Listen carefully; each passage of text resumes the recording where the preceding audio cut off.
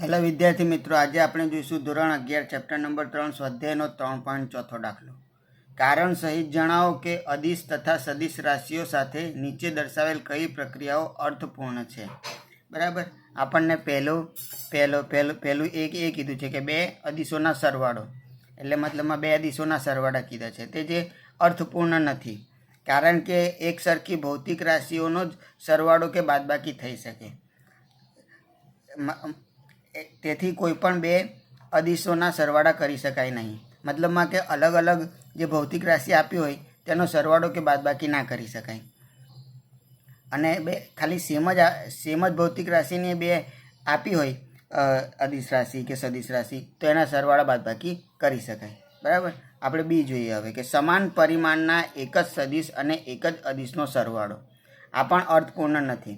પરિમાણ સમાન છે પણ અહીં આગળ શું કીધું છે, કારણ કે સદિશમાં તેના જેવું જ પરિમાણનું સૂત્ર ધરાવતો સદિશ જ ઉમેરી શકાય. કદી પણ સદિશ રાશિમાં અદિશ રાશિનો સરવાળો ના થઈ શકે પરિમાણ સરખું હોય તો પણ, જે તમને અહીં આગળ ઉદાહરણ પરથી સમજાવું. તે જ રીતે અદિશમાં પણ તેના જેવું જ પરિમાણ સૂત્ર સરખું હોય તો જ અદિશ જ ઉમેરી શકાય.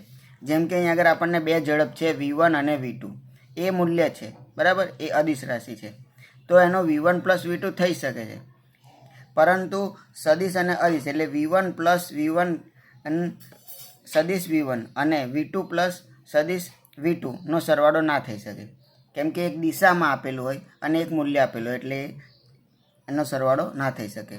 હવે આપણે સી જોઈએ કે કોઈપણ અદિશ સાથેનો ગુણાકાર થઈ શકે, કોઈની બી સાથે થઈ શકે ગુણાકાર. સદિશ સાથે સદિશનો બી થઈ શકે, સદિશ સાથે અદિશનો બી થઈ શકે. એટલે આ વાક્ય અર્થપૂર્ણ છે. બરાબર. ઉદાહરણ જોઈએ આપણે.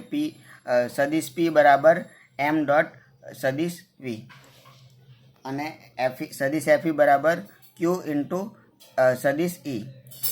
બરાબર. હવે આપણે ડી જોઈએ કે કોઈ પણ બે અદિશોનો ગુણાકાર થઈ શકે અદિશનો, એટલે અર્થપૂર્ણ છે.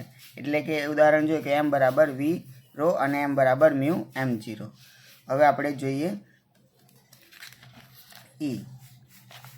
એમાં શું કીધું છે કે કોઈ પણ બે સદિશોનો સરવાળો. હવે અહીં આગળ છે કે સદિશોનો સરવાળો એટલે અર્થપૂર્ણ નથી. બરાબર. કારણ કે એક સરખી ભૌતિક રાશિનો સરવાળો જ સદિશોનો સરવાળો જ થઈ શકે અને બાદબાકી થઈ શકે. જેમ કે અહીં આગળ આપેલું છે સદિશ R બરાબર સદિશ N પ્લસ સદિશ F. આ જે આ શક્ય નથી, આ ના થાય, કેમ કે અહીં આગળ એના દિશા બદલાઈ જાય, એક્સ કેપ વાય કેપ ને જે કેપ બદલાઈ જાય છે, એટલા માટે. હવે અહીં આગળ આપણે જોઈએ F, સદિશના ઘટકનો તે સદિશ સાથેનો સરવાળો આપ્યો એટલે કે અર્થપૂર્ણ નથી. બરાબર. કારણ કે એકવાર આપેલા સદિશનું બે પરસ્પર લંબ ઘટકોમાં વિભાજન થઈ જાય છે, એ પછી આપેલા સદિશોને ધ્યાનમાં લેવાનો હોતો નથી. તેથી તેમાં તેના કોઈ ઘટકને ઉમેરવાનો પ્રશ્ન જ પેદા થતો નથી. એવી રીતે કોઈ જ જરૂરિયાત પણ ઉત્પન્ન થતી નથી. એટલે પોતાની સાથે જ પોતાનો સરવાળો કરવાની કોઈ એવી જરૂરિયાત થતી નથી, કેમ કે પોતાની સાથે એક્સ દિશા, વાય દિશા અને જે દિશા, એટલે કે એક્સ દિશા અને વાય દિશાના લંબમાં પરિણામ પામે છે. એટલે પોતાની સાથે વિભાજન થઈ જાય એટલે પછી પોતે જ પોતાની સાથે સરવાળો કે બાદબાકી થઈ શકે નહીં. બરાબર છે.